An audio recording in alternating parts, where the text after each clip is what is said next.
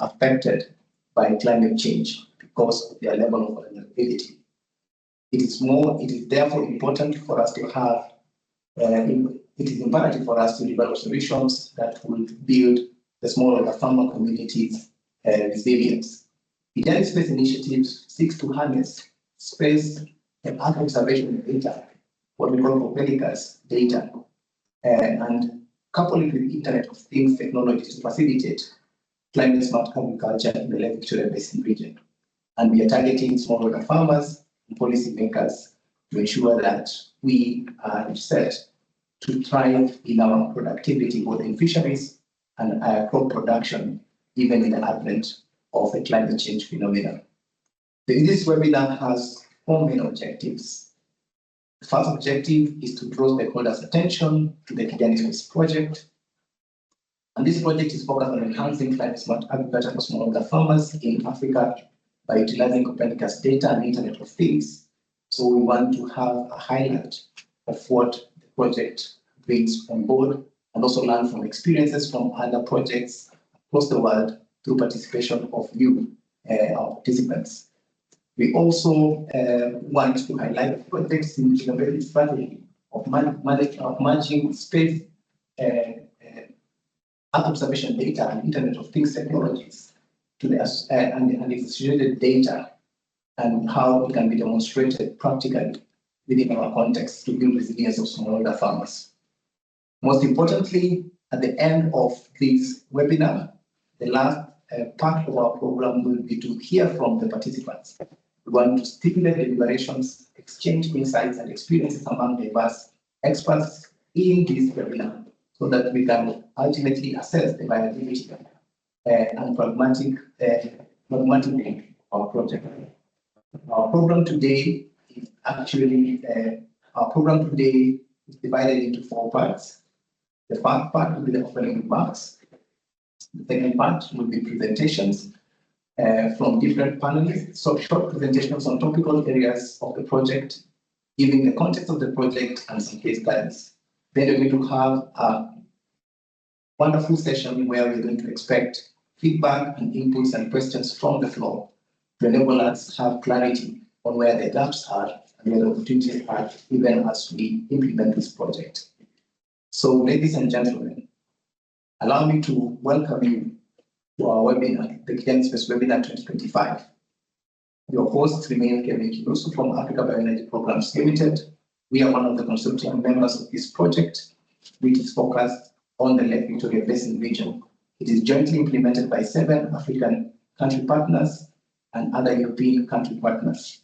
The project is funded by the EU Horizon Europe Research Innovation Program. We would like to say that in as much as the project is funded by the European Union, the views and opinions expressed in this webinar are only for the purposes of implementation of the project, and they do not necessarily reflect those of the European Union or European Research Executive Agency. Neither the European Union nor the granting authority can be held responsible for that. So we are free to engage, and we are free to give insight to KijaniSpace project as we look forward as the East African community and Lake Victoria Basin region to build the resilience of smallholder farmers, even under the great phenomenon of climate change. To start us off, I will invite Mr. Abdul Rahim. Abdul Rahim comes from WhatsApp, and he's going to give us an introduction to the KijaniSpace initiative with a focus on giving us an overview of the project's vision, mission, goal, and target project participants. Welcome, Abdul. Okay, good afternoon. So can you hear me? You can hear you. We'll continue. You can hear me well, right? Yes, we can hear you well, Abdul. Go ahead. Okay, so thank you very much. So yes, so thanks, Kevin, for introduction. Yes, so it's my pleasure to present this project called KijaniSpace.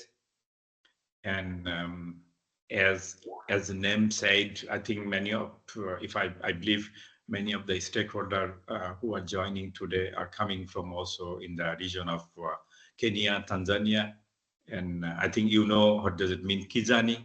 It's mean the green. So so we wanted to, our vision is to see what we could use the space data for the green transition. That is the idea of that project.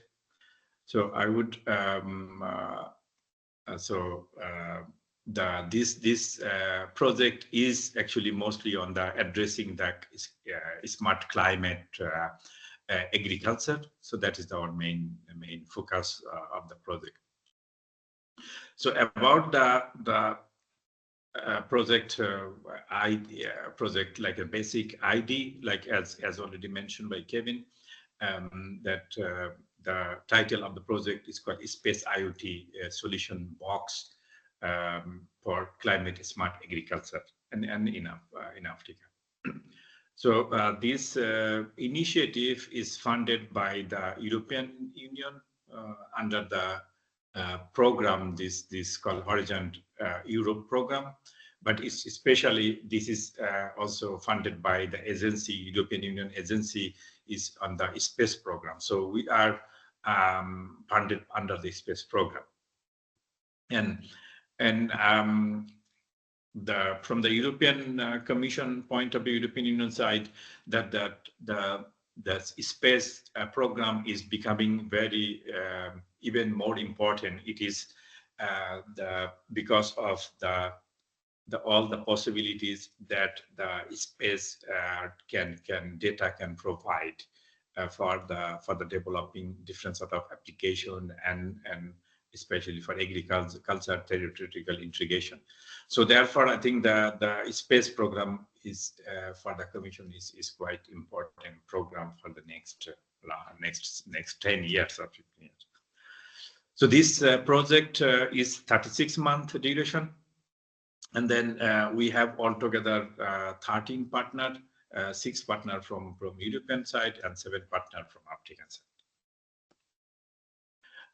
So about the vision, I have several slides, but I will take some slide a bit more try to explain the insight of the project, that actually what is the main core part of the project and how it is transformed to the stakeholder engagement and value proposition.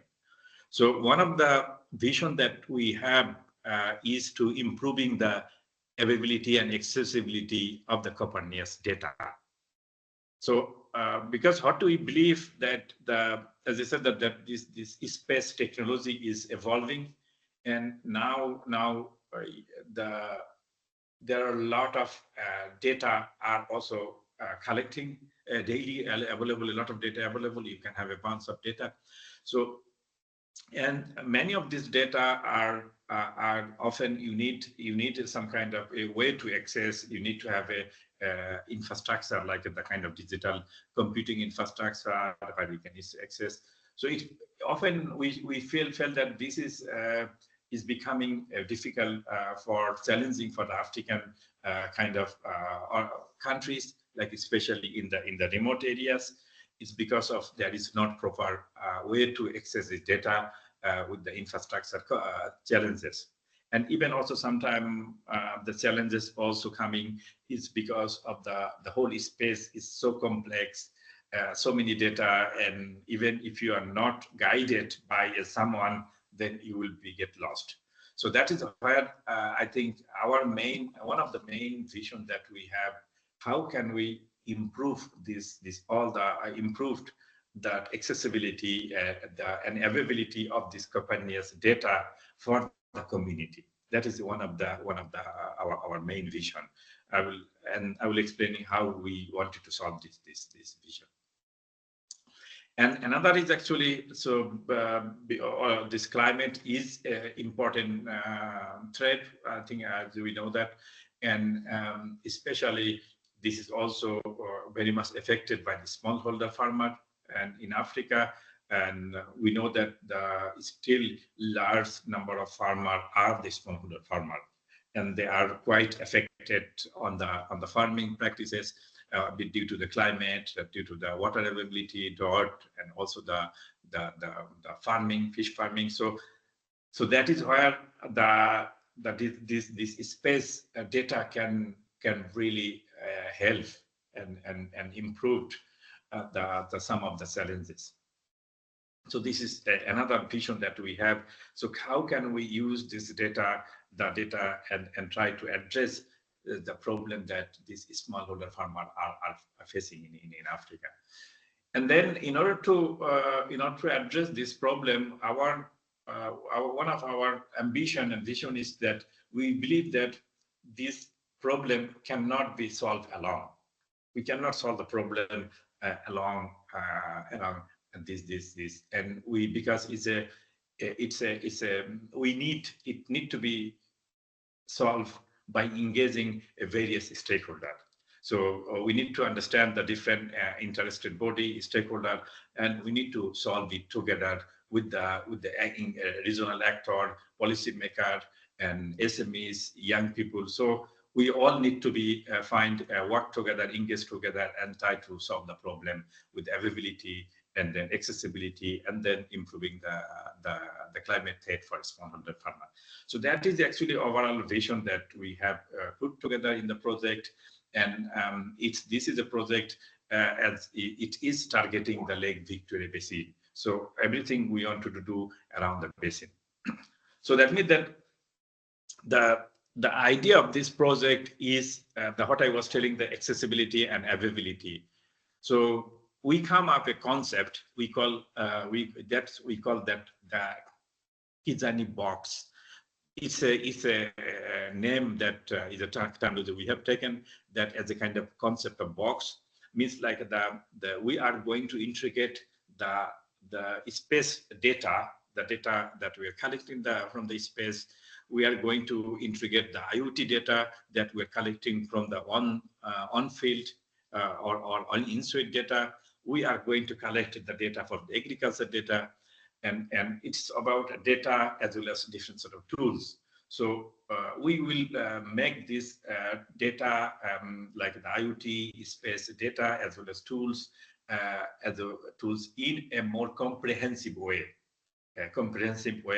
And this will be kind of you can understand as a digital package, toolkit package. So we'll develop a toolkit package, and that is the package we call box, Kijani box. So this toolkit package will be included all kind of different data and toolset. And our vision is that this toolkit could be also, one could also install, or one could make this availability in the locally in a certain infrastructure. So then you can have easily access this toolkit. So that is the what we call Kijani box. And as this is the toolkit we are going to apply in the throughout the project in the different activities that we have. So one of the innovation, I think I would say that one of the innovation that we are really bringing in this project is there are quite many different innovation we have, but I think one of the actually I would say that is the comprehensive integration of this toolkit. So we take this as a regional focus, like a place-based integration. So we wanted to collect the tool set, the digital tool set or services or data are relevant for the region. And this region is actually where I'm talking about Lake Victoria Basin as a region. So everything we want to do, our integration, our software integration, the data integration, it is done around the region. So that is actually what we wanted to, we see as a regional place-based focus is a quite interesting for us. And therefore we are going to also engage the stakeholder and to understand if some of the stakeholder have using certain tools that can help on the region, on the digital tools like IoT or space or application. So that is actually the comprehensive resource kit. So that is what we call Kijani box. Like the box is a kind of comprehensive resource kit which will be made available and accessible to the local community. So that means this toolkit, this resource kit is a kind of digital kit, and it will be, it has a data, it has a maybe API, it has different sort of guidelines. It will have also the course content, learning materials. So this toolkit include all kind of the resources that is needed for someone to engage use the toolkits for developing certain applications. So that is one of the core innovation we have. And another thing, as I said, that again, that we also wanted to focus on more also involved on the regional development strategy. So because, as I said, that we wanted to understand what is the need of this region, like the Lake Victoria Basin region, and what are the strategy, climate threat the smallholder farmers are having, and what is the initiative already taken, and how the different stakeholders are engaged around this Lake Victoria Basin, what are the who is providing value around that. So we wanted to engage all those regional actors, and kind of providing the tool set which can help the regional development strategy as well.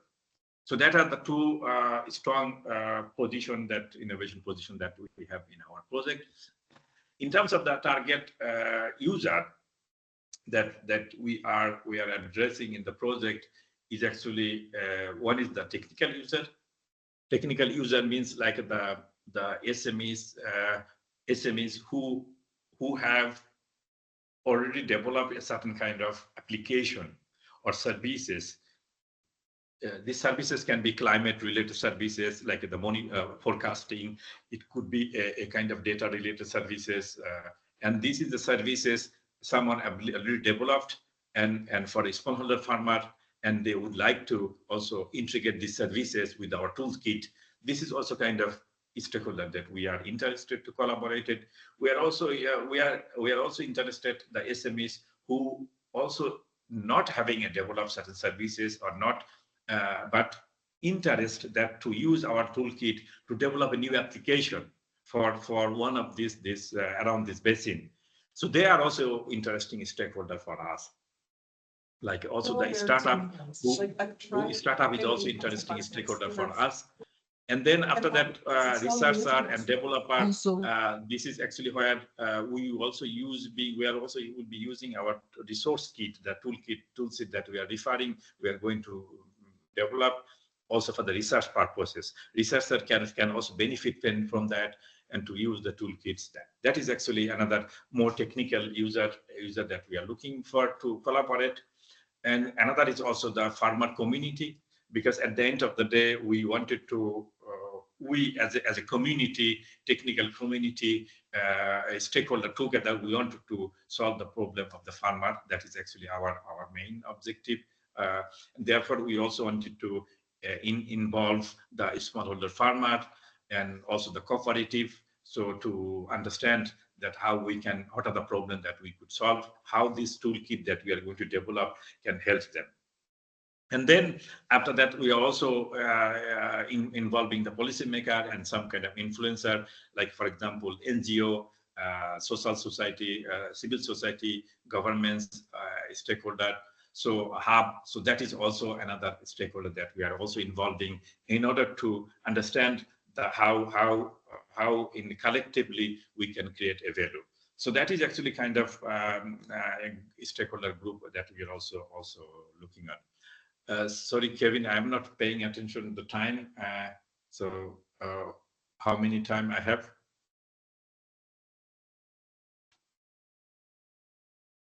Hello? You have 4 minutes left, and you are basically eating into question answer for yourself. Okay, good. Okay, so that means that I think I have taken the quite elaborated actually the main things that we wanted to do. So that is where we are talking about the toolkit that I was referring is actually a toolkit is we call Kijani box. It's a box kind of kit. And this kit we are going to apply in the two different approaches, I would say, two different approaches. One is that we are going to develop a tool application we're going in the for the smallholder farmer, and that is the application for the crop farming and fish farming. And these two applications we are going to pilot it in the Lake Victoria Basin. That is actually we are going to do. And then after that, another part is that we are going to launch a different sort of program. So we'll have launch two different programs. And that is the program is to engage the external stakeholder. And this is the program, we have two programs, one called talent program, another called innovation program. So that is so that we want, it's not the toolkit that we want to use and then pilot it.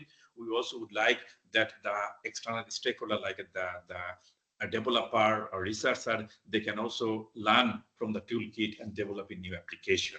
So that is actually another idea we have. And then we also have another idea for innovation program. So that means in that case, we're also going to invite the SMEs. We will have an open call for application, where we are going to invite 5 SMEs to develop an application using the toolkit. That is actually the one. So in terms of the stakeholder side, that's I think these are the call. I'm not yet sure when, but I think it is the plan for middle of next year. The talent program should be launched for the researcher, for developer, as well as the young people, and then later will be launched the innovation program. Now for the application, I think application it's yeah. So I would in the farming application, we are going to very strongly we are going to focus as the two main application. One is the fish farming, another is the crop farming. For the fish farming, our main idea is to how can we improve the fishing practices for the fish farmer, and this is where we wanted to use the satellite data. We want to use the satellite data, and with the image processing data, we wanted to understand the different things, like somehow what is the depth of the water, like the how much, like the water depth on the lake. We will also wanted to understand that can we really understand the pattern of the fishing to do the planning that this is a particular zone better for the fishing, other zone not for fishing. So this kind of analytic we also wanted to study. And we also will be having a IoT sensor which is installed on the lake. And this sensor will also collect the real-time data about the oxygen level, about the pH level of the farmer. Because we have learned that often the fish farmer suddenly come next day morning and see all the fish are dying. So they doesn't know what happened, that next day all the fish are dying. So it is because of the water is not quality is not possible well preserved, and there was some kind of contaminant. So they didn't pay attention. So that is why we also wanted to use our IoT solution to monitor the water quality and use the space data to better understand, better planning the fishing practices. That is actually where fish farming is coming. And from the crop farming, we would like to use the space data for the better forecasting, the weather forecasting. One of our partners, they have a weather forecasting API and services there, I think. And then in addition, we also wanted to integrate that with the further integrate the forecasting about the soil irrigation, for example, to let the farmer to understand when they need to do the irrigation, like the prediction about when the water need to be done and how many water you need to do the irrigation. So like that, this irrigation prediction also will be another so application. You have one minute. So yes, that is actually all from my side. I think I have explaining all of them, and yes, so thank you very much for your attention. Thank you so much, Dr. Abdul, Thank you so much, Dr. Abdul, for giving an overview of the KijaniSpace project. I think at this point, I would want to just take one intervention. We'll have some more sufficient time to have Q&As, but just one. if we have one person who would want to have a quick response to that presentation, he can do that in the next 1 minute. So you can just raise your hand or feel free to unmute.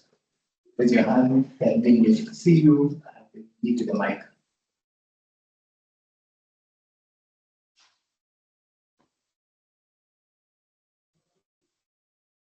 Okay, I guess it's still too early in the day. The questions are still, people are still curating the questions in their minds. So you can write your question down and ask it in person at the end of the webinar, or you can probably just write it on the chat and one of our administrators will pick it up and it will be addressed. So at this moment, I want to welcome Mr. Paul Kariuki. Mr. Paul Kariuki works with the Lake Victoria Basin Commission, and he's going to, at this point, do a presentation and help us understand the climate smart agriculture context within the Lake Victoria Basin region. Welcome, Paul Kariuki.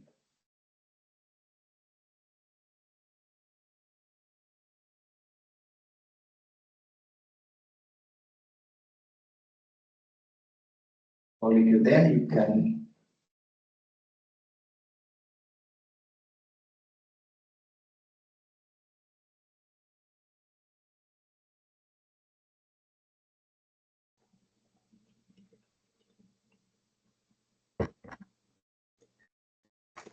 Yeah, thank you, Kevin. Technological challenges here, but I've navigated. Thank you, Abdul, for that wonderful scene-setting presentation about the project. I think it has it's an eye-opener on what we intend to achieve at the end of the day. So I'll take you through a presentation on just laying the kind of the lay of the land about the basin and the challenges that hinder climate smart agriculture in the basin. But before I do that, I want to, with your permission, moderator, to recognize the presence of my Deputy Executive Secretary for LVBC, and maybe ask her to just say something before I proceed. Engineer Coletta Ruhamia, if you are there. Yeah, thank you, Paul. Good afternoon, good morning. I don't know where you are today, but I just wanted to thank you and thank this initiative, that strong partnership. When I saw this project and looking at this KijaniSpace, I was so impressed by the name itself, that we have our own name that is spelling Kijani, means green. So I'm so impressed of the partnership I see. I'm so impressed of the experts. I can see the researchers, the scientists here, and I think you are there to provide solution that we are facing today. So thank you very much, and I'm happy to be part of you, at least for this session. I'll follow a bit and then I'll leave you to continue. But I thought it's very important to come to this meeting, of which I believe, I think the second meeting, but I think the first one for the work package of 2 and 3. So I just wanted to hear from you and understand what this project is it about, what the problem is it coming to solve, so that I have that idea. Even if I'm asked, I can at least defend and be able to explain. And I also thank our colleagues. I can see someone from, I think, Dr. Robert from LVFO. So I really appreciate this partnership. I always say on the list of SDGs, partnership is the last on the list, but it holds a very strong position to achieve the rest. So thank you very much and happy to be part of you. God bless you. Thank you, India. We appreciate it. So thank you so much, Des, and thank you, moderator, for allowing that interlude. So I'll proceed with the presentation. I hope you can all see it on the screen. You can put it on slideshow. On slideshow, eh? Okay. Yeah, please. Yeah. So I'll just highlight very quickly on the status of climate smart agriculture in the basin. What are the gaps? What are the challenges that we encounter every day as we try and promote sustainable development in the basin? So without taking a lot of your time, I'll dive in into just give a highlight of what is this basin.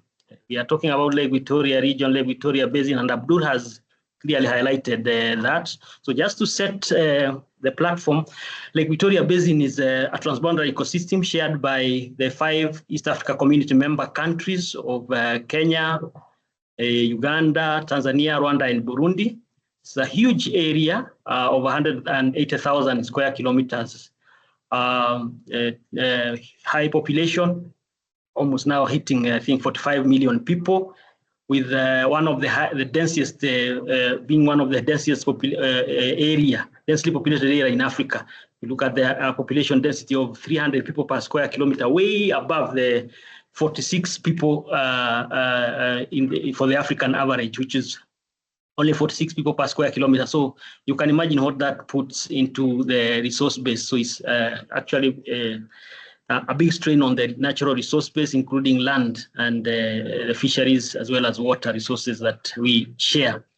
So in terms of the catchment, the lake, it has a surface area of 68,000 square kilometer, quite huge, shared by Kenya, Tanzania, and Uganda. Those are the 3 riparian countries that this project is focusing on. A big share of that being Tanzania, followed by Uganda at 43% and Kenya at 6%. So there are some parameters that are critical there. I think you will see that the major source of water for the lake is majorly precipitation at 82%, with only 18% coming from the rivers that drain into it. So that tells you that it is highly vulnerable to climate change effects, because it really depends on the evaporation, which is a function of temperature to get convection rain and fill up the lake. So again, when it comes to loss of water, again 76 is lost through evaporation, while outflow from the Nile, which is the only outlet for the lake, is just 24%. Again, very sensitive to climate parameters. Water residence time, 23 years, and flushing time of 123 years. What that means is that if you introduce a pollutant or sediment from the catchment, it will take that number of years to flush it out or to clean or renew it. So it's very sensitive again to pollution, and this is the water that all these member countries share. So I'm happy Abdul has talked about coming up with technology that can help us monitor such parameters on pollution. Yes, so the catchment, in terms of the catchment, the bulk of the catchment again is in Tanzania at 44% and 21% followed by 21% Kenya, then Uganda 15%, Rwanda 11%, and Burundi at 7%. So that's how this is shared. So it's not a homogeneous ecosystem. It is a complex mixture of sub-ecosystem and sub-river, like you can see there, sub-river basins or landscape that ultimately end up in that common pool, which we call the Lake Victoria. So the lake is very important as an international waterway for regional transport and trade, as well as tourism, major source of water for domestic use. For instance, 60% of Uganda's water supply by the Uganda National Water Corporation is derived from the waters that are in the basin. So very critical and sensitive. So also for industrial, for irrigation, as well as hydropower. We know quite a number of the hydropower that power the major cities around the lake. That's the Kampala, Mwanza, Kisumu, and many other bigger towns around, as well as beyond the basin, powered by some of these hydropowers. So it's very important for conservation and biodiversity. It's a biodiversity hotspot with all the major attractions, the Masai Mara, the Serengeti, the volcanoes, all of them falling in the basin. They power the tourism sector. It's a very rich fishery resource, and I think, Robert, at opportune time, you can complement on this from LVFO, because their mandate is fisheries specifically. It's a rich fisheries sanctuary, yielding about 1.5 million metric tons per year, and racking in $1.3 million in terms of income. So quite important economically for the member countries as a major source of raw materials for the many industries that are here, and a rich agricultural landscape that supports, since it has a very good agroclimatic zone, both ideal for crops and livestock. The basin has a vast and relatively virgin, unutilized blue economy potential with the many rivers that you are seeing there, the lake itself, and as well as the satellite lakes that are all over, spread all over the catchment, as well as wetlands, very many wetland complexes. We have not utilized this blue economy potential of this basin. We're only at 6.6 billion worth of trade against a potential of $60 billion annually. So we still have a long way to go to unlock the potential, the blue economy potential of the basin. So what has made us not to unlock this potential is quite a number of challenges. Like you all know, the basin is sustained by agriculture and fisheries sector, which are considered major engines of socioeconomic growth in the basin. The two sectors contribute to and are intricately linked to food security. A lot of food supplies has to be derived from this, and as well as nutrition or nutritious food, and therefore again poverty reduction. So they are very critical to those aspects. Agriculture is predominantly a smallholder and rain-fed, while much of fisheries is artisanal. I think LB4 again will corroborate this. Majority of agricultural land in the basin is characterized by small-scale holdings, which have an average per capita land holding of 0.5 acres, very small, very fragmented. So 80% of the basin's populations are wholly or majorly dependent on agriculture and livestock activity, with 60% of them being rain-fed subsistence agriculture. And it generates about 30 to 40% of the region's GDP. That means it is very critical. This is according to a World Bank report that was done in 2019. That makes it very critical to the socioeconomic status of the member countries, the EAC member countries. So we are not able to unlock the potential I highlighted there because of a number of challenges that include illegal, unreported, and regulated fishing, which leads to overfishing. Declining water quality, like Abdur mentioned, with now a paltry visibility of just 1 meter. That means you can only now be able to see the water clarity of on average 1 meter compared to 5 meters in the 1930s. Because we have had a lot of fluctuation with the water levels of the lake, which affects the riparian communities and their livelihoods. A lot of stresses from the littoral zone, a lot of construction going on, farming on the shoreline. We are converting a lot of our wetlands into agricultural land, into real estate. A lot of that is going on to the extent that now 75% of our wetlands is considered moderately degraded and 13% are severely degraded. That's according to a study that we did here with the partnership with BRL back in 2014. The situation may have worsened since then. There are a lot of stresses from the catchment with a lot of land degradation going on, deforestation, sediment loads that come from the agricultural land.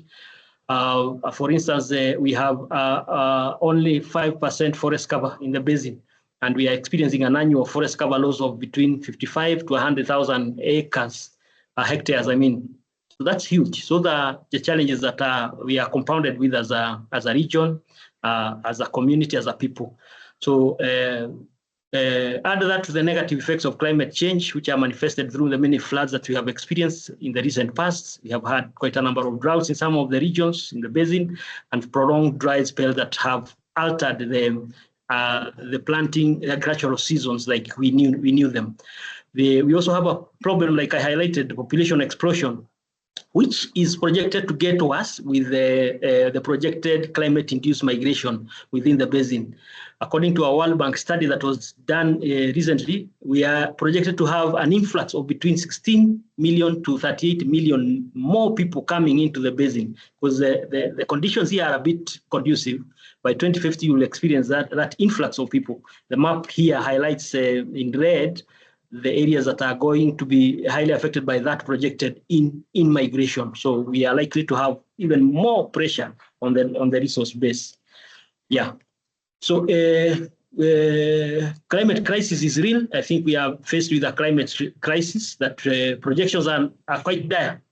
If we are to have a relative concentration pathway of 2.6, then you will expect to have a temperature rise of between 1 and 2 degrees Celsius. If you look at relative concentration pathway of 8.5, then we are looking at temperature rise of between 3.5 to 6 degrees Celsius. That is huge. It will have severe ramification on how resilient and vulnerable the communities are. We did some study on vulnerability of communities in the basin back in 2018-17. And this is what came out of it. You see the areas in dark brown, those are the areas that are most vulnerable to the effects of climate change. And you can see most of the basin is relatively quite vulnerable. So climate change will impact on all sectors in the basin, including water. That's the maximum. Yes. So Chair, maybe you can help with that interference. Yeah, so climate change will impact on all sectors. Water resources is having observed changes in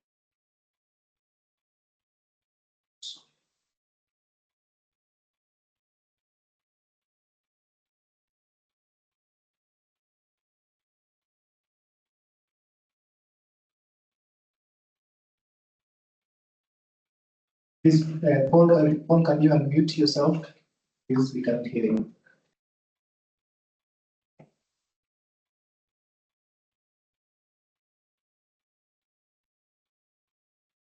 Just click on your microphone to unmute.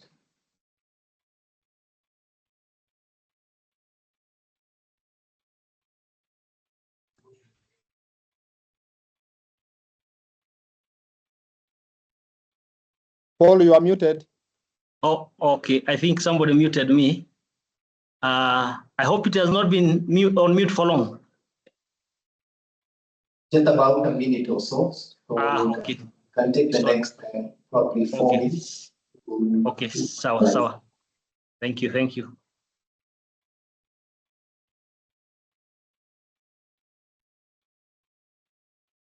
So I was saying that we are likely to have health challenges for our farming communities with the change in biology and ecology of diseases, these vectors induced by the impact of climate change. Energy and transport and other related infrastructure are being affected in terms of the floods, therefore impacting on how our farmers and communities are able to access markets. So you have all these disconnects that are affecting their livelihoods as well. So overall, vulnerability in agriculture will increase under the most severe and extreme emission scenario like I have highlighted, and you are likely to have a lot of these kind of losses in both crop and livestock, as well as even fisheries.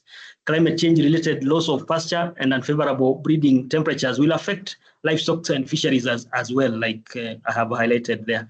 I need not go through all those aspects. We will share this presentation, and you are acquainted yourself with it. So there are gaps and challenges for climate smart agriculture as well as fisheries in the region. And I have indicated that we have a lot of IUU, illegal, unreported and regulated, and poorly regulated aquaculture as well. We have challenges with declining water quality in both the lake, the rivers, and all the satellite lake. As a result of the point and non-point sources of pollution, and more importantly, atmospheric deposition, then lowers the quality of the water that we all depend on. Encroachment or interference with fishing breeding areas, which is affecting the yields and productivity from the fisheries, and inadequate access to reliable climate services. For instance, timely weather forecasts that can help farmers prepare for worst case scenarios in terms of the changing weather patterns. There are also challenges to do with the poor climate-induced disaster risk management framework at both regional and national levels. This is an area I think this project can intervene in and try and enhance that aspects. Declining and almost non-existent publicly funded agricultural extension and advisory services. I think in most of the region, this has technically dead. Publicly funded extension services are no longer there. And so the private sector has to come in and see how can we avail an affordable advisory and extension service for our farmers, for our fisher folk. So those are questions that this project will be seeking to address through various IoT and space technologies. low absorption of modern agriculture and fisheries technology innovations, which could be attributed to maybe the costs, information gaps, and a lot of socio-cultural factors inherent there. Then deeply entrenched smallholder and subsistence-based agriculture renders it unattractive as a business enterprise. Many young people are not attracted to agriculture. So these are the issues we are compounded with. We also have weak farmers and fishers, or commodity cooperatives and producer groups and associations. I think Abdul highlighted this aspect, which we need to work with this association to empower them to be able to access modern technology and climate smart technologies for enhanced livelihoods for this community and therefore resilience. They have also challenges with poorly developed value chains. Our value chains have a lot of losses in between, inefficiencies, wastages, post-harvest losses.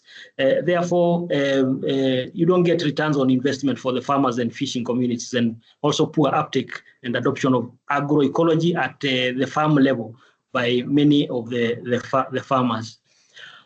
So as a region, as a commission, as a community, what are we doing? We are trying to address these challenges together in a collaborative manner by all these member countries under the framework of the EAC, which is guided by the EAC Treaty, the Protocol for Sustainable Development of the Basin, as well as the EAC Protocol on Environment and Natural Resources. And through those instruments, we are trying to come up with regional policies and strategy, like the LBFO spearheaded the EAC Fisheries and Aquaculture Policy Harmonization, that try to spell out how do we make fisheries more sustainable.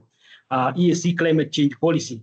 With the climate crisis, what should governments and stakeholders be doing when it comes to responding to the climate crisis? And also, we have a Lake Victoria Basin Climate Change Strategy and Action Plan, as well as an integrated water resources management strategy and a sustainable land management strategy, among other measures that we are trying to put in place and which will be supported or complemented by the solutions that this project will come up with.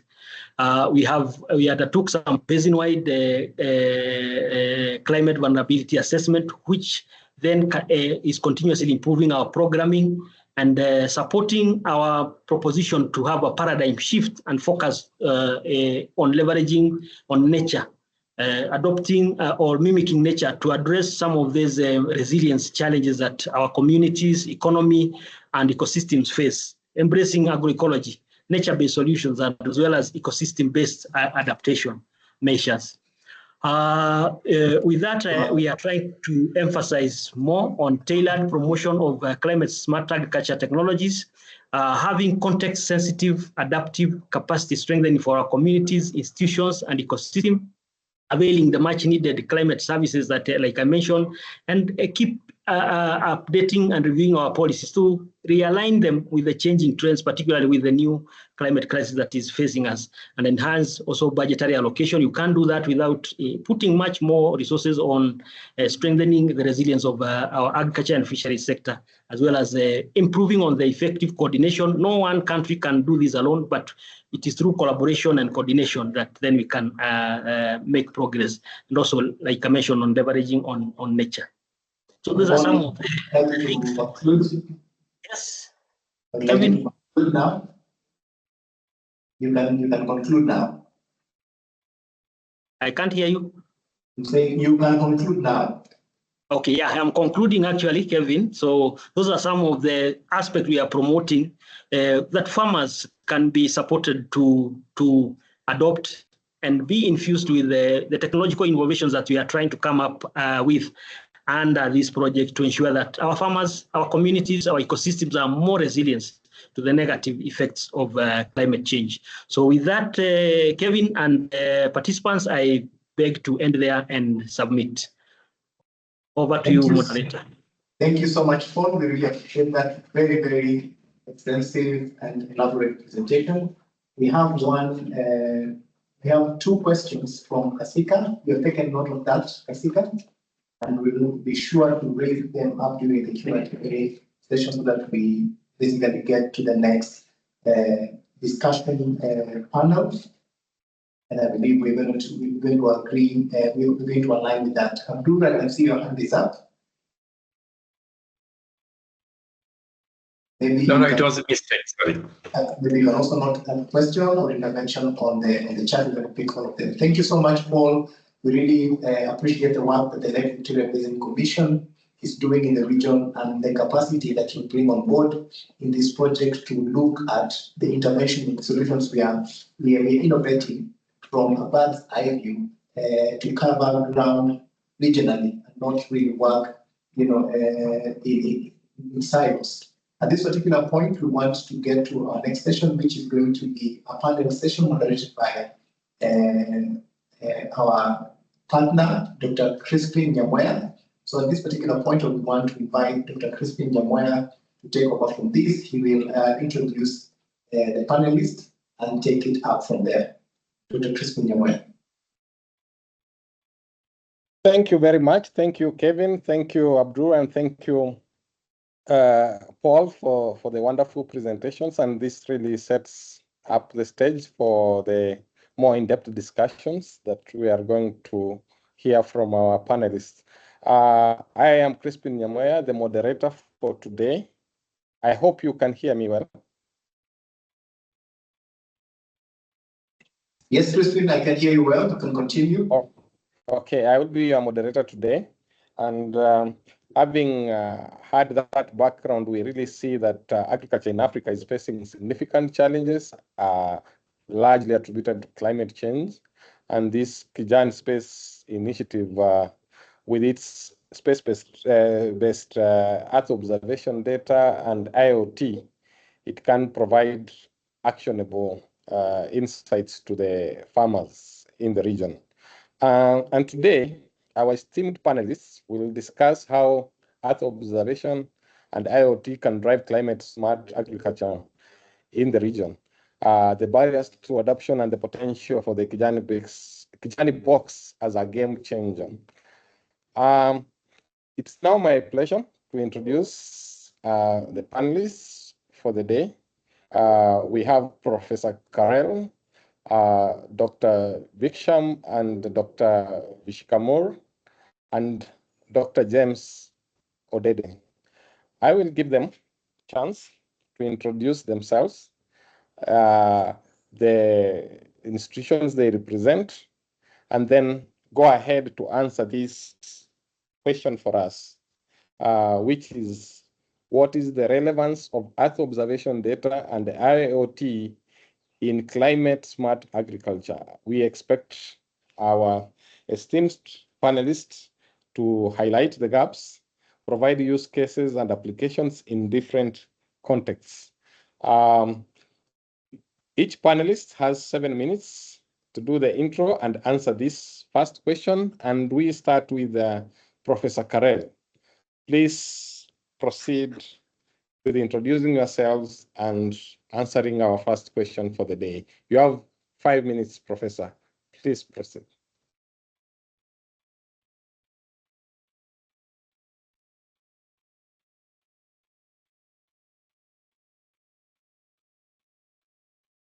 Dr. Crispin, I think you can proceed to the next panelist. Names like Dr. Professor Karel and Sharvat from Plan for All have not yet logged in.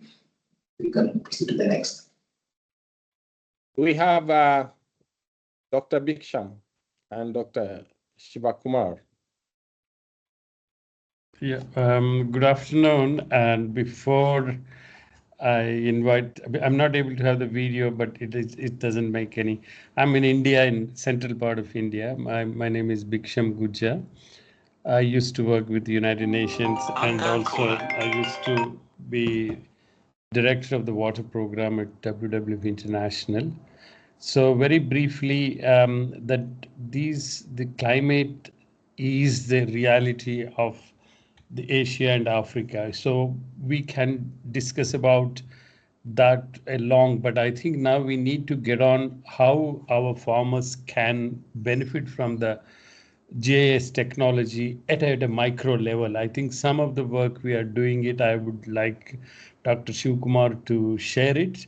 So it is it's completely where we could have the very micro level interventions where the farmers can make use of the water by using the digital technology. And this could be equally applicable to Africa and anywhere. I think since India is a big, and then it's also digitally slightly advanced because of its just a size, not because of anything. So there is a lot of work is going on. Maybe I think we need to collaborate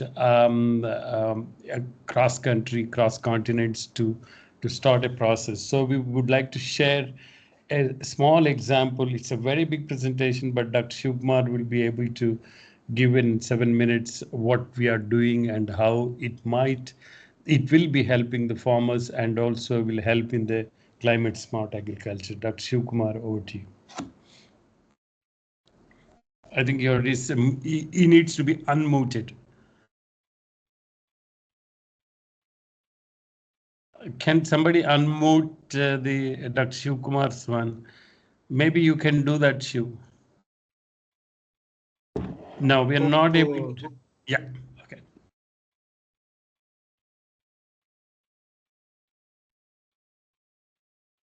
You are on. I think you go ahead. Yeah. Now, sharing. I will share my PPT. Yeah. 1 second. Good afternoon to all. Good afternoon. Water is an important element in our life as well as the entire living organisms. So, but tricky thing is how to find the water, where to find, what are the methods. These are the haunting since ages. So earlier, the people used to have a lot of other indirect methods, but they could not precisely locate where the water can be found or what will be the spread and how much can be used and all. But with advanced technology, like with advancement of the satellite data, space technology, data is available. Tons and tons of data is coming every day, and data is in right from 1 meter or even less than 1 meter resolution data to even 90 meters resolution data is available, which can really understand all the factors that control the movement of water in the scenario. So clubbing this remote sensing as well as the GIS, that is computer technology, computers with advent of advanced computers, what we are able to see, we can process the data very quickly and accurately. If you club these two things, can we understand how the water resources can be improved? So with that aim, we have done several projects in our AXRI. So Kalike is one of the funding agent funded by the Tata Trust. They approached us with some problems in some parts of Karnataka. Their problem is mostly the skewed water availability. In that 60 villages, what they are where they are working for sustainable development and helping the poor farmers. So they found that the water is available in a disaster manner. Somewhere it is available, somewhere it is not available, and where it is required, it is not there. So that is one of the important climate change challenge they are facing. And depleting water resources is demanding the farmers to go for climate-based smart agriculture. So in addition to that, urban expansion, explosion of the population and urbanization, another factor that is affecting the water is more extraction of water, then pollution. These are the aspects that are facing in that area. Similarly, they want whether they can have any additional water harvesting structures so that they can meet the farmers' challenges and increase the farmers' income. So another important aspect what they were facing is synchronizing the water availability with agricultural patterns, whether they can go for dry agriculture or wet agriculture and any changes in agricultural patterns. So these are the challenges they were facing. So they came to us. So what we did is our objective was to hydrogeological assessment of 60 villages which are spread over about 150 square kilometers. That is the first task. Then analysis, we analyze all the satellite available data, Sentinel, that is Copernicus data, which is available in public domain, and we have taken that into GIS environment for further processing. Based on that, we could delineate groundwater potential zones and spatial distribution of demand of water. Where the water, in which zones, in which areas water is required, which areas are less prone. So that spatially we could identify the areas and we can plan accordingly. And improving another aspect, our objective was how to increase the harvesting potential. How many check dams or water pools or injection wells can be increased so that water harvesting can be done to the maximum extent, and they can tackle the low water areas. So suggest future course of action to bridge the gap between demand and supply of water. So with our some specific interventions, what we have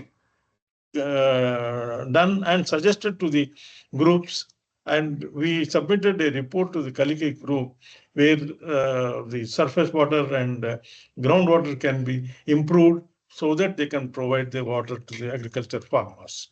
So our approach is the cost-effective remote sensing and GIS solution. Your time is up. Maybe you can conclude for this, so you will get some more time at the end to. Yeah, I will be quick, fast. Well, cost-effective RS-GIS solutions we are carried out. Then next is we generated thematic maps after processing the satellite data. We integrated all this imagery, the thematic maps, factorize them, prioritize them. So which control highest potential and all, with following ASP and MCDM models, we could finalize the processed and validated the process data in the field and prepared spatial distribution of water availability and suggested the water harvesting structures. So this is a Sentinel data, the digital elevation model. This is processed one. This is raw data. Next is based on the DEM, we could derive the slope map, lineaments, drainage, watersheds, which control the movement of both surface water and groundwater. Similarly, for using the remote sensing, the imagery processing, we could make another 3 thematic maps like land use, land cover, soil types, then geology, and the rainfall. This also we map. Then the important aspect what we did is we superimposed all the layers, all thematic layers, depending on the priority. Geomorphology is the highest controlling factor that controls the groundwater, and lineament density second, then rainfall. Like that, we prioritized all the factors from 1 to 7. Then we could arrive to the groundwater potential map. This is a groundwater potential map with which we can say which areas are more groundwater rich and which are poor, which needs to be developed. Like that, we can make the zonation. And based on the groundwater data provided by borewells, we could see water requirement is in which parts of the water is required based on their irrigation patterns and where water is available.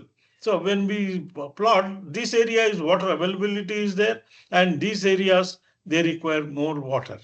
So there is a huge difference. 680 million cubic meters water is required for them, whereas they have got only 415. So water deficiency about 165 meters, which is mostly available. Most of the water deficient in these areas. And Dr. We are out of time. Yeah, out of time. 1 or 2 more minutes. And this is where water is available. So based on the availability of water and the necessity, we earmarked 3 types of water structures like water pools, check dams, then injection wells. So these are the location. I mean, we pinpointed the locations, and way forward is they have construct the water harvesting structures to meet the water requirement and link the available water with climate smart agriculture. A comprehensive study is proposed. With this, I just conclude, say, even though it is very fast. Yeah. Thank you very much. This is really wonderful and very interesting perspectives. I think, sorry for the condensed time. We will have some flexibility at the end, and maybe you can elaborate a bit further.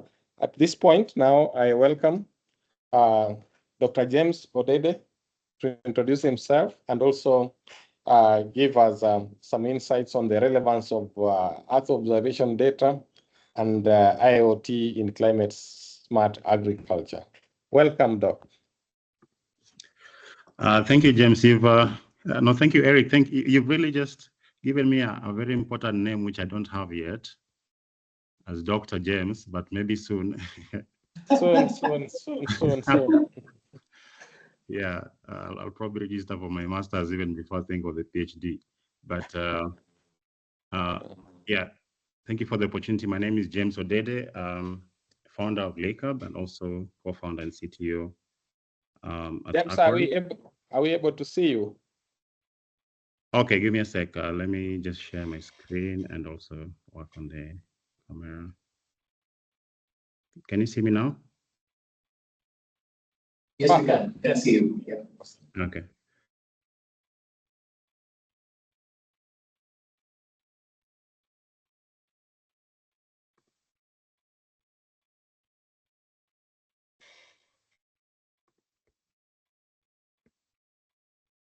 Let me know if you can see my screen. Yes, we can see the screen. Yeah, so like I said, my name is James Odede, co-founder and CTO of Aquarage, and also the founder of LakeHub. LakeHub is an innovation space based in Nairobi. And Aquarage is an agtech startup that is working in the aquaculture sector in Kenya, and also using IoT in the space, which I will highlight during this presentation. So I'm just going to talk about the three different areas of focus and how we think they can utilize IoT and space data. So we want to be able to enable startup and SMEs in the Lake Basin region to develop new innovation using the toolbox that Abdul had talked about, which is on the innovation program. And then we also have the talent program that allowing the developer community in the region to utilize the APIs and come up with the new ideas, or rather the identified challenges that the different ecosystem partners shall have identified. And of course, there's the role of government in terms of policy and academia to further advance the research. The KijaniSpace space IoT application areas are diverse, but we want to just highlight a few. One of them is precision agriculture, and in the era of climate change, it's very important to enable farmers to utilize their resources more precisely, and that's really where technology comes in, and I think IoT brings that opportunity. Water quality assessment, which is very important in aquaculture. The region a lot in terms of aquaculture is mostly tilapia that is farmed, and tilapia is very sensitive to water quality parameters. So for instance, fluctuating water temperatures, which we even see more of in the dispensation of climate change, monitoring pH of the water, monitoring saturated oxygen, all these parameters really contribute to the water quality. And if this is not monitored, then farmers could be susceptible to shocks that could even lead to death. The prediction of disease susceptibility might be more relevant in the crop space, and using satellite images and using sensors to be able to enable farmers get early warning whenever there's a disease outbreak, and also using the satellite data to monitor weather and climate. So this is another representation of what Abdullah talked about, how we see the different elements take place. And I'll also highlight more what Lake Hub's role will be in this project, which is the Digital Innovation Hub. So we will have... Clear Sorry. Hello. Yes, so as I was saying that the main role of Lake Hub here will be on the Digital Innovation Hub, where we will interact a lot with the SMEs, startup innovators, and young people who will be supported through capacity building and training in the talent program to enable developers understand how to work with the sandbox, the APIs of KijaniBox, and also support them to be able to build solutions for smart climate aquaculture as well as smart climate agriculture. And some of the activities will have boot camps in terms of skills and also hackathons to rapidly develop new ideas. And all that will be on a farming application solution box, which will make use of existing data and existing tools, really trying to rely on existing open source solutions as well. But at the end of the day, we want to be able to run pilots to validate the ideas that come from the project, and also the viability of scaling the solutions that come from using the tools that we provide during this project. So to start it off, we plan to have an ideation workshop sometime in the month of April in Kisumu. This will be a physical event. So it's also probably an opportunity to extend this early invitation to all the stakeholders here. And during this ideation workshop, we will strive to understand what is the landscape in the Lake Basin region as far as crop farming, as far as aquaculture sector is concerned, and what are those opportunities that we could leverage IoT solution and space technologies. And during this ideation workshop, also we'll have different stakeholders interact with each other and also get to understand opportunities for collaboration. So this will be a physical event, and we'll share more details on that.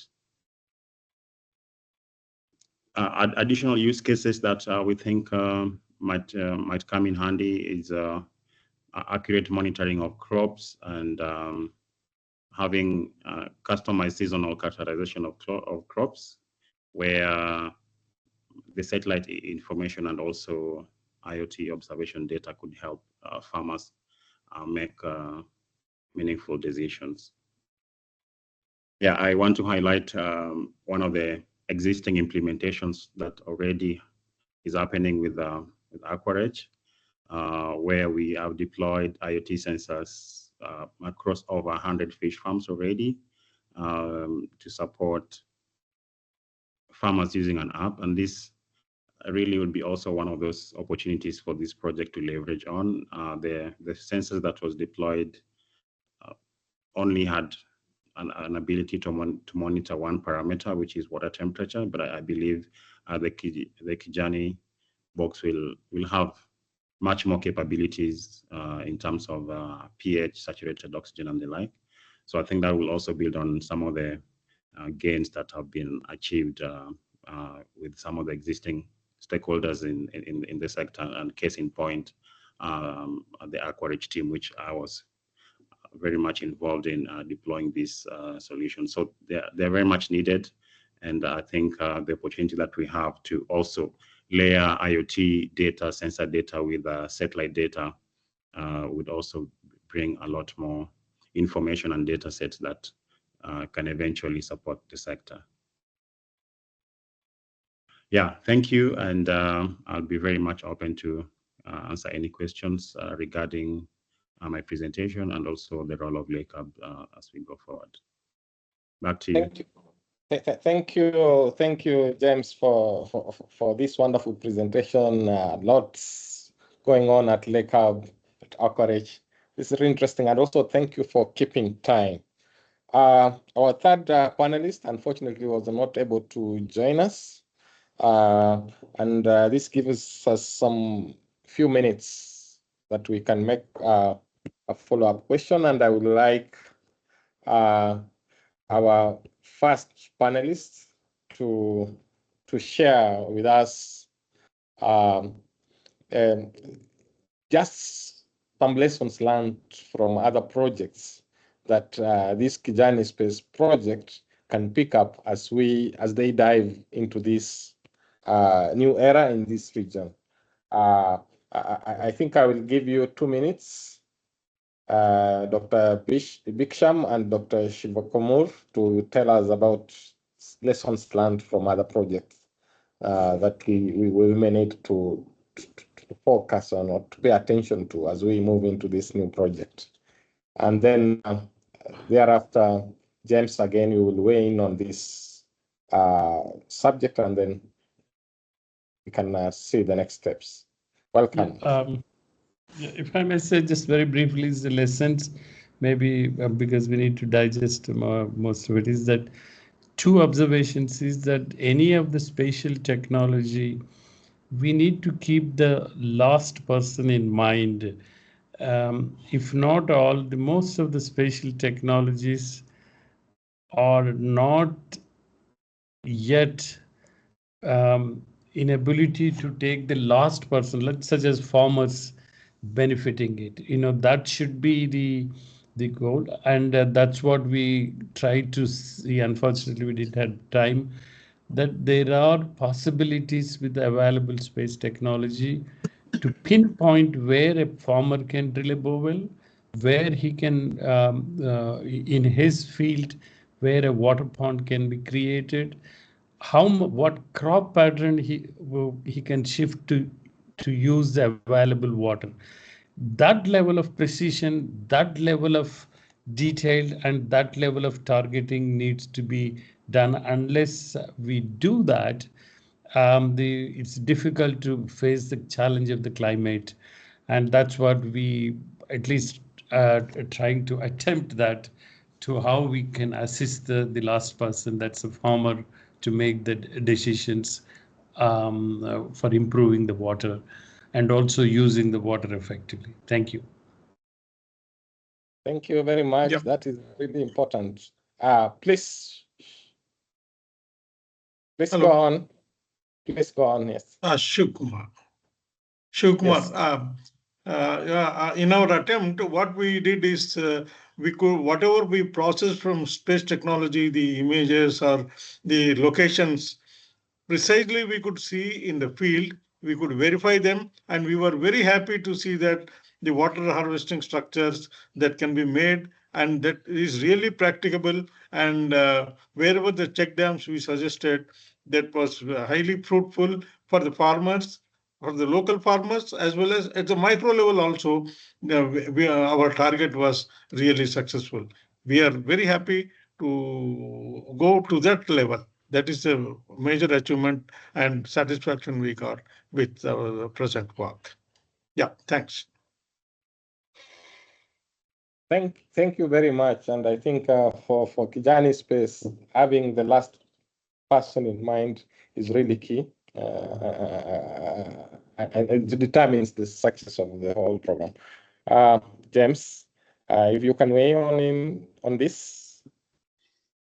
Well, I think it's important that we bring the people who are going to use the solutions much earlier in the project. And I understand that we have a lot of focus on SMEs and startups, developers as well, but also the farmers need to be brought on board early enough, and in the simplest way have an understanding of the technology and how it's going to make a difference in their farming practice, because adoption is quite important, and also maybe communicate clearly how long it will take for them to start seeing results. Because if farmers don't see results, they'll think that if they don't see results immediately, or we don't manage the expectation, then they'll think that the thing is not working. So case in point, when we're deploying IoT sensors with cage farmers and pond farmers around Lake Victoria, some people would call us and ask us, what is this device doing on my farm? Since you guys put it here, I have not seen anything meaningful, or I've not seen any change happening on my farm.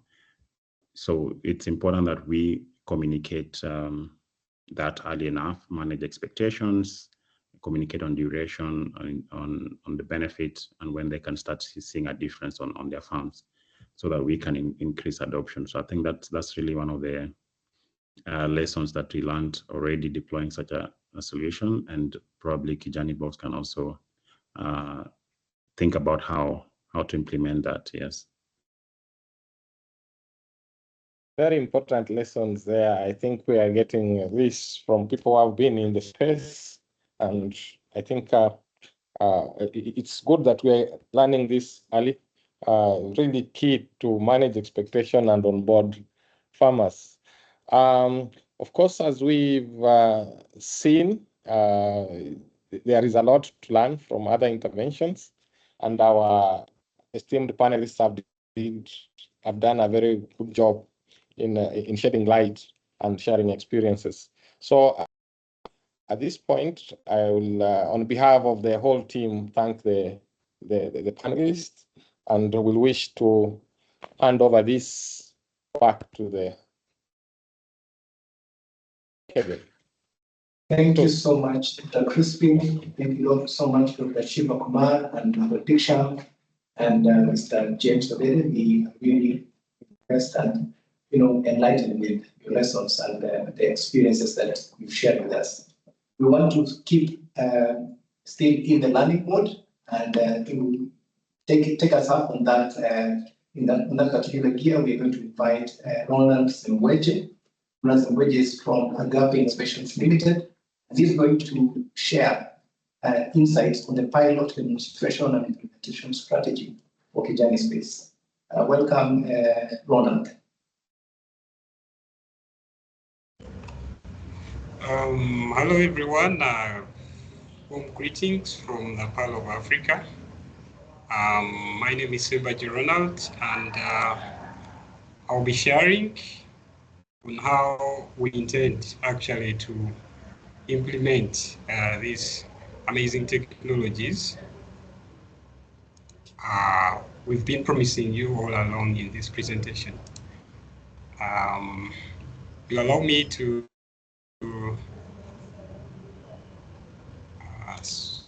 okay.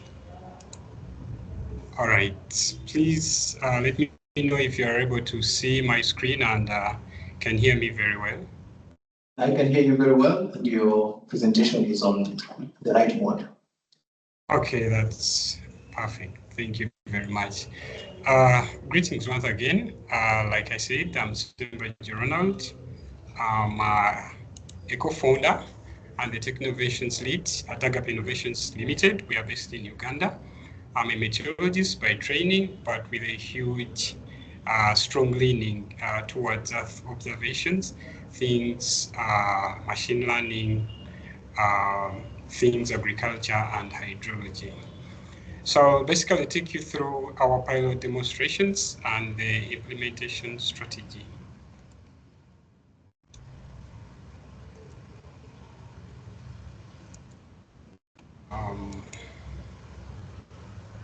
I seem to have a static screen. I don't know why.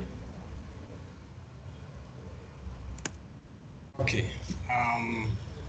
So I would start by reminding us all the major aim of this project, which is actually to empower smallholder farmers. And we're really emphasizing this very much in Africa with what we would term special tailored and crop specific or aqua-specific information and services. And what way would you best present this to farmers? There's a very much. So we thought of two approaches that include developing of applications that are farmer friendly, that farmers can use to access this information, as well as web applications and databases that can avail this information to farmers in this region, anywhere and at any time. Just to keep a little bit back, KijaniSpace is not really a tangible object, as you might think. It's actually a set of algorithms that have been actually pretty trained and fine-tuned to exactly the kind of information the smallholder farmers need in this Lake Victoria Basin region. So we are looking at, on the crop sites, a predictive irrigation app that would provide information on field moisture levels. We've had previous presenters really emphasize the importance of this kind of information to both crop and aqua farmers. We are looking at field water demand or deficit. This kind of information at any one time, the farmer would be able to know whether or not their field at that particular moment has a water deficit and how much that is.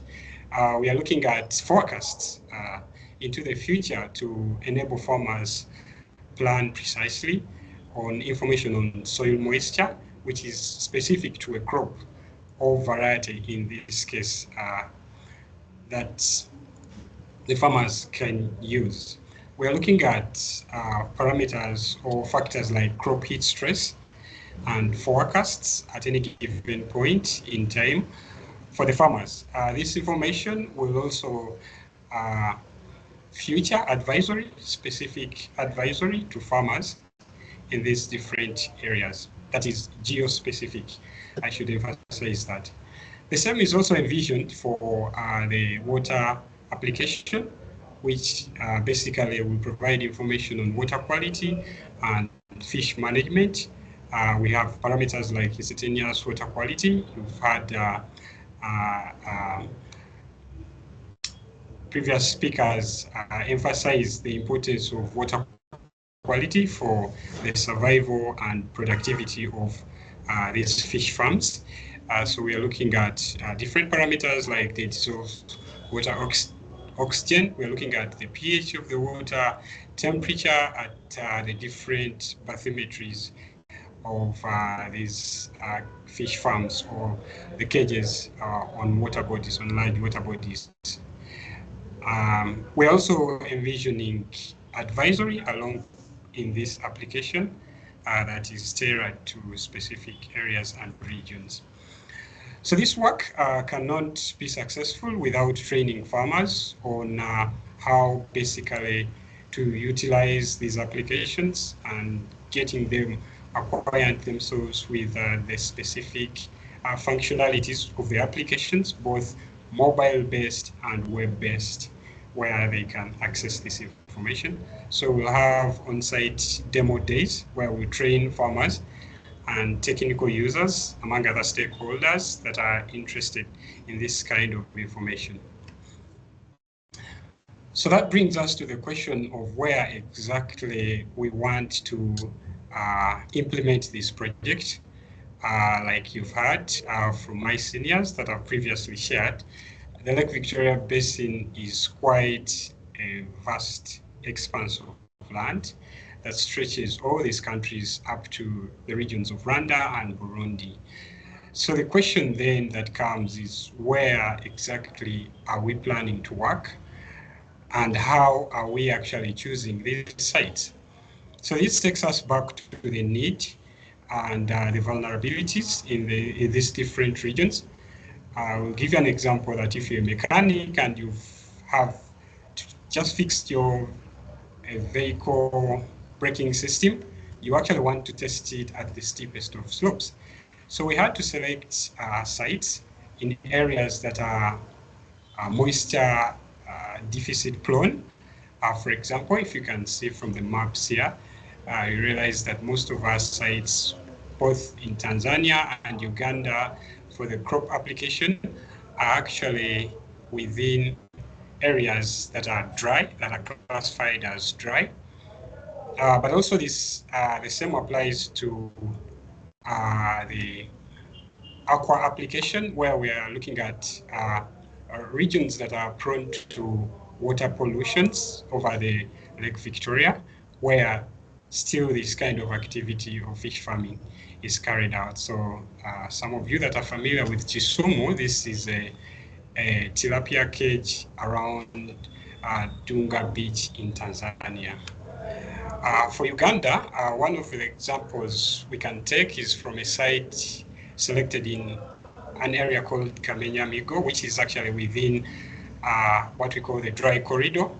While it might seem pretty humid here, the area is actually prone to droughts and water deficits, as you can see from one of the farmers in this area suffering from water deficits. So we are selecting 2 farms in these different sites or areas, as well as fishing sites from both Uganda, Tanzania, and Kenya. We're looking at different evaluation approaches. For example, we are considering the accuracy-based, where we look at our forecasts or our information to the farmers vis-a-vis the reality.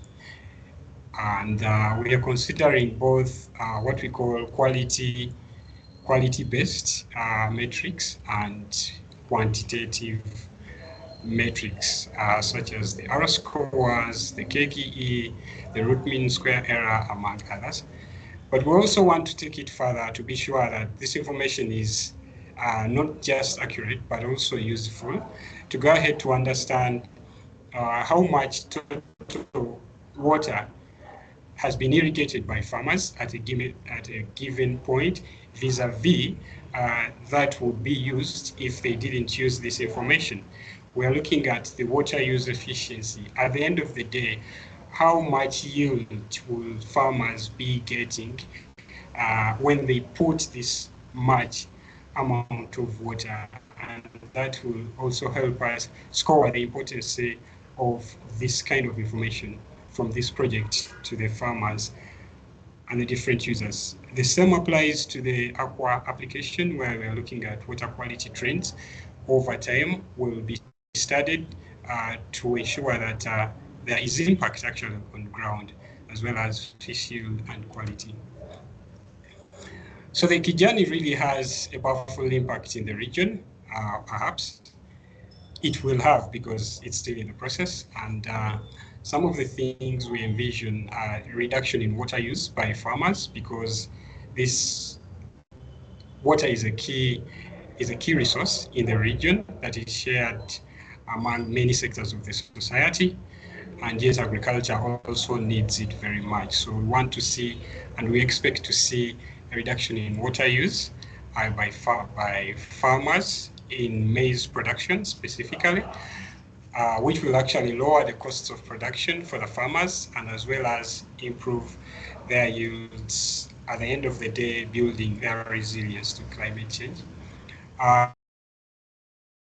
We envision improving access to climatic and Earth observation data that has actually been packaged suitably for specific purposes, and not just basic data, but applied data or impact-based form of data to be accessed by farmers seamlessly from our databases, using the different tools that we are going to be able to provide for this access. This will enable better decisions by different stakeholders, both technical and farmers, as well as reduction in costs.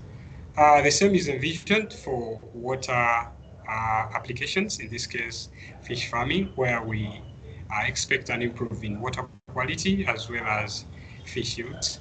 And specifically, we really envision a huge impact on the marine ecosystem, where an improvement in water quality and the availability of water nutrients will improve the entire ecosystem of the marines of the Lake Victoria, or within the Lake Victoria Basin. That was it from me. I'm really grateful that I had this opportunity to share with you. I look forward to a great engagement. Thank you. Thank you so much, Ronald. You just kept to your 10 minutes. That was very good. We are now getting into a session of question and answer. I believe we have been listening keenly, and I think this is the opportunity now for the participants to speak, and raise questions, concerns, and also insights from your own experiences when it comes to climate smart agriculture and the use of observation data to inform the same. I have a number of questions that already were written on the chat, and I will begin by just reading the question from Kasika. Kasika from Dream Tech Solutions in Tanzania. You're asking, has there been a project such as this implemented in the past? If yes, what were their successes and what challenges did they face that we can take as lessons?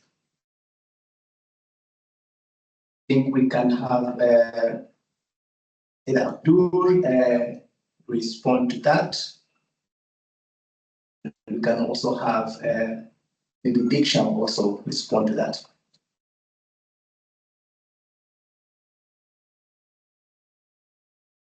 We can start with you, Abdul. Okay. Yeah, so regarding the, can you hear me? Yes, we can hear you. Please go on. Yes, so regarding this experience from the previous project, and also I think I saw that there is one question regarding the farmer, the cost effectiveness. So from consortium side, so there are different partners. So we have one of our partner is called Plan for All, and they have been implementing a similar kind of project in Latin America. So Latin America, so maybe they could have giving a much better experience and prospect on how all the satellite data, space data are applying, and from our side, we are coming more on the IoT side, so using the devices and sensor side, and that is actually we have been applying this technology quite some time, almost last I would say that 7-8 years in many African countries. And even we are also doing the piloting of that with in the Kenya, also in the Nigeria, and then Ghana, also in the North Africa. We are also doing Morocco and Tunisia. So that is where we are using the ground sensor, like an IoT sensor, in order to monitor the water quality and then also the soil water content in the soil for the better irrigation and prediction. So that is in that cases, I think one of the things what we are doing, that we are taking a very much the local approach. So we understand that the availability, like internet connection, like one of the questions also I think was around that angle, to understand how to make sure the data connectivity with internet, with the satellite. So we have developed a platform that's called Edge Computing Platform. So that is why we would like to also apply this idea. So idea would be that we take the data from the space data and then IoT data, we develop the model, that we'll use the model, and then after that we run the model on the locally, on the farm level even. On the farm level, we have this edge computing platform. This edge computing platform can be the running without internet. So if you don't have internet connection, you can run the data on the platform itself, and it is already directly connected with the sensor without internet. It's using other wireless communication technology to connect the sensor. So that is also another approach. We want to try this project as well, to develop the model, and then after that run the model on the locally, even some cases where we see there is no internet connection. Thank you so much.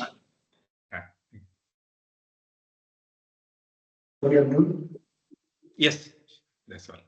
Yeah, I was saying thank you so much for that.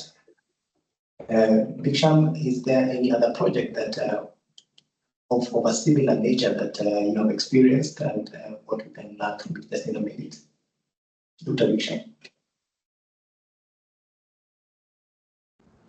I think the specific projects which probably at this point of time is that we are looking at the water availability to the farmers at a micro level, and also it's a cropping pattern. It's not just a demand management itself, but also how that water can be used much more productively and much more, so that the cropping pattern is also very important. So those issues we are looking at it. Thank you so much, Dr. Kishan. The second question from Kasika, I will address this to James Odede. Kasika is asking, as a stakeholder in the tech sector, has there been a technology stack, in brackets, ICT framework, that has been set on how we will implement this project, meaning software data analysis techniques and others? Or is this topic a topic for another day? Yeah, I think this is a topic for another day, but also, I mean, we'll have a different forum where we'll be developing talent and local talent on how to utilize KijaniBox. And in that session, we will talk more precisely on and more in detail about the technology and how developers can take advantage of it. But yes, we have all this information, and in the right forum, we will share it. So there will be room for the coders and the techies to engage.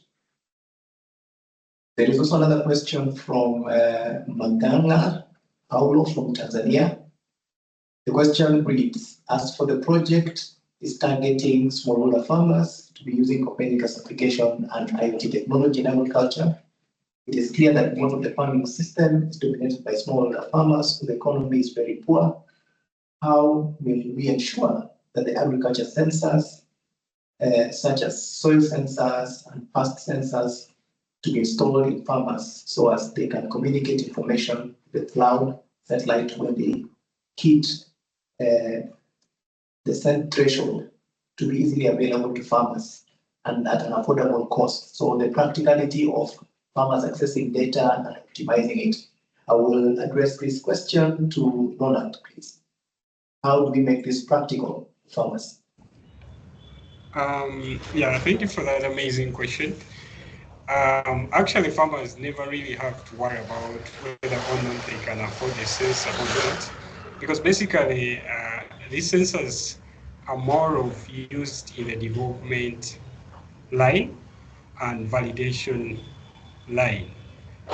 There are satellites over us that rotate the Earth at every minute that are able to provide this kind of information.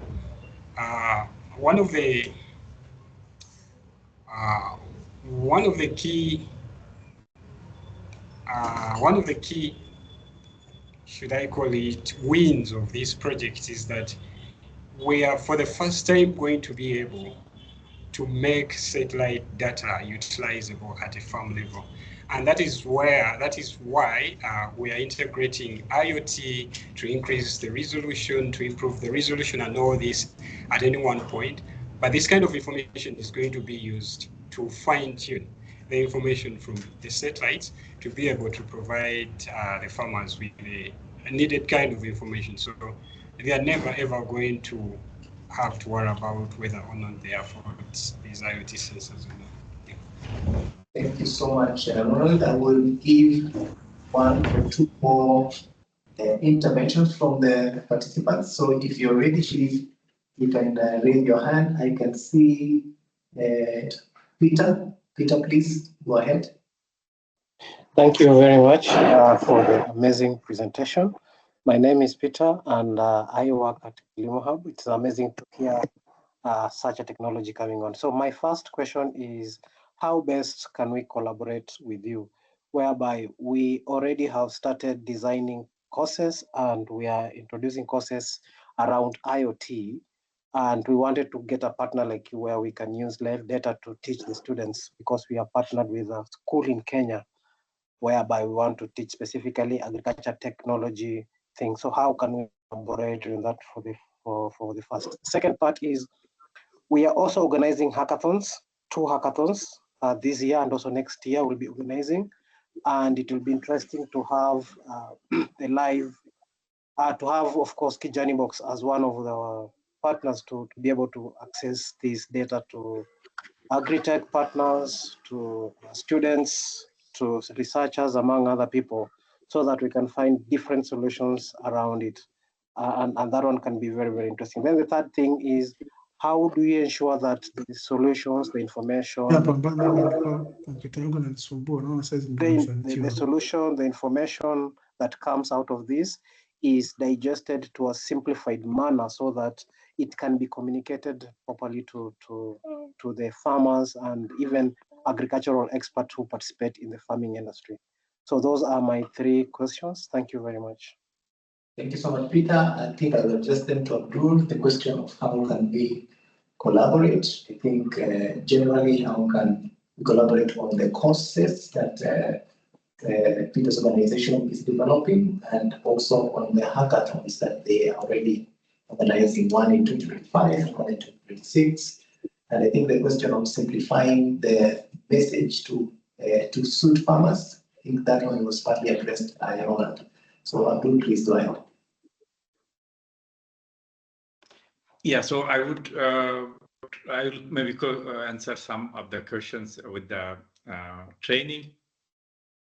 So maybe if you can, I couldn't catch the name of the organization, but maybe later if you could send email, or maybe if you could connect, then we can have a separate discussion to see how we can collaborate.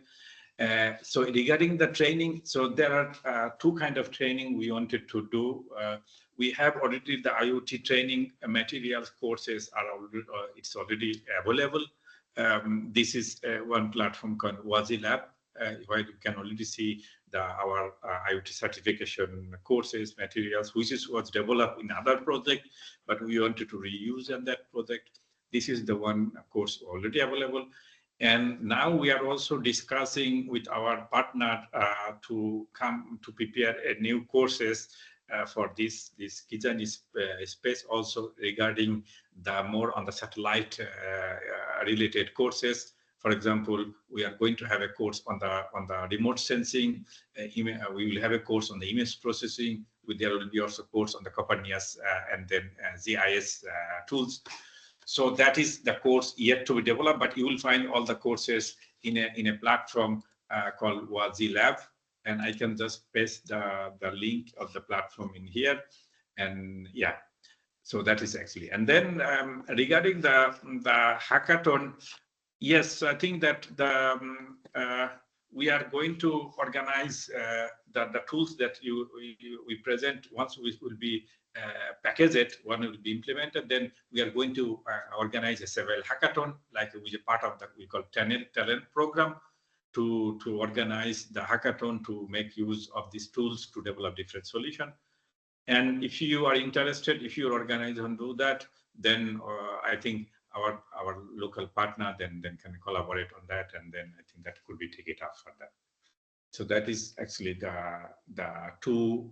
I think that there is a quite good scope on collaboration on this training purpose, training related activities. Thank you so much, Abdul, for exploring that question. I think we have just a minute, and I would want to jump into the next part of our program, because we want to basically look at how do we, what do we pick from the discussions, what is the way forward. And before I hand over to Corentin, who's going to help us just pick, give us the closing remarks and next steps forward, we want to appreciate all the presenters. Thank you so much. I also want to recognize that we have seen Anthony, okay, you've written your address, we've seen that. We are going to keep in touch. And we look forward to more engagements. Please watch out on our social media, chats. I believe Tuna is going to put all of them in the chat, our LinkedIn page, and also our website, so that you can interact further. Otherwise, I will give this chance to Corentin to help us close the webinar for the next 5 minutes and just give us our next steps. Welcome, Corentin. Thank you. Thank you so much, Kevin. So, yes, my task here to conclude this meeting. And that's quite an easy task, because yeah, it was a great meeting, really. I even learned a lot of things, actually. I was listening all along. So yeah, I would like to, in a nutshell, this project is on the climate smart agriculture in Lake Victoria Basin region.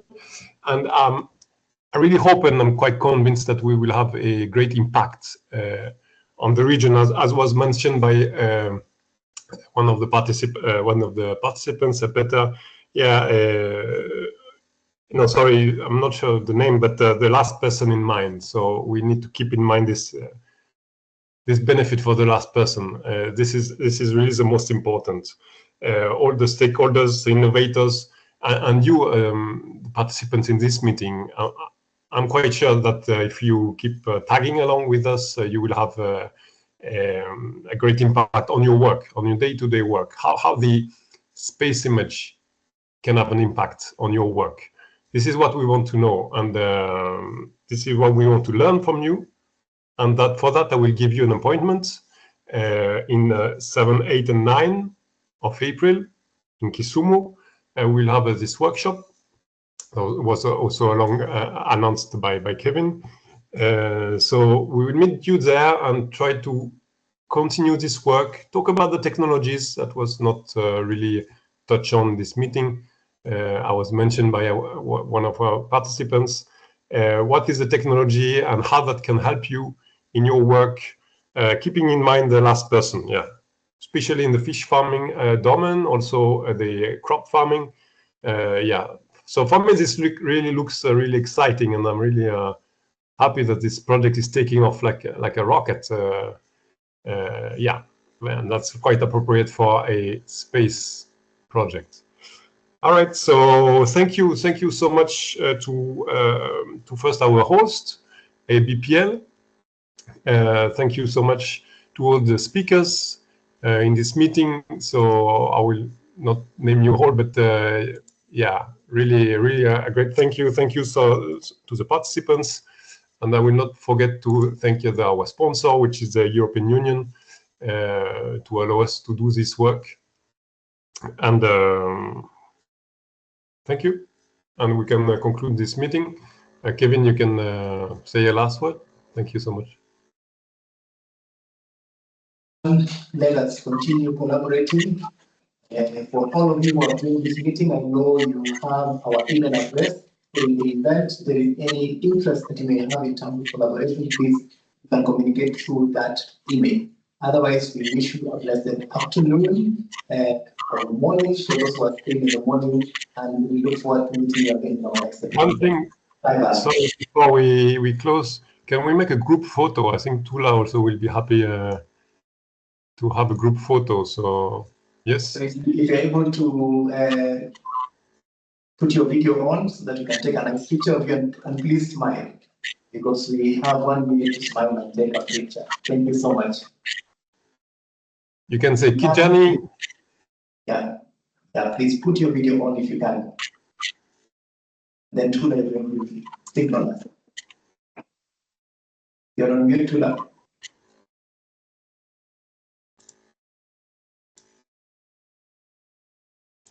Okay, I do some screen captures. Everybody can put the video on. We have 32 participants.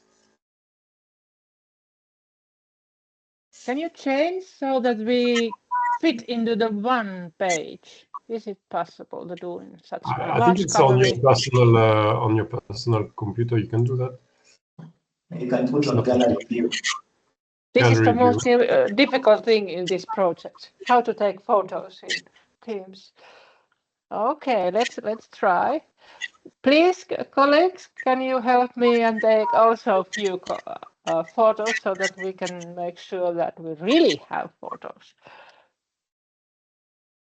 Mine is not so sure yet, but let's see. Okay, smiling. Thank you. Thank you. I think we are done with this. At least few smiling faces. Thank you. Thank you so much, Tula. Thank you, everyone. See you. Thank you. Bye-bye. Bye-bye, everyone. Bye, everyone. Bye-bye. Bye.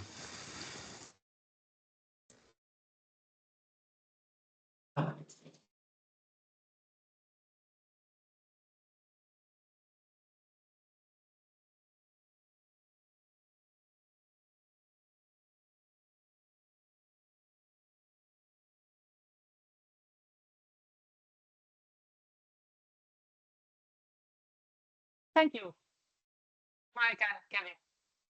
This was very nice.